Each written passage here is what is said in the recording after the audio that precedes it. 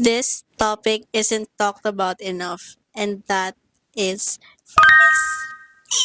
charot. Sobrang necessary nung high page na freebies kasi, we all get too excited about it, especially kapag nakabili tayo ng madami and, we feel na, baka pagbigyan naman tayo ng freebies ng mga pinamili natin.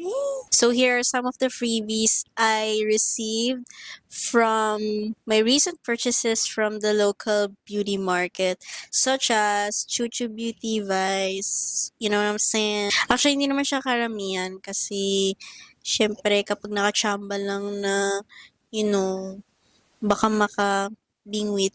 Bingwit! For my proof of purchase, ayan sila. So, the first one is from yung first few purchases ko from Chuchu Beauty, which is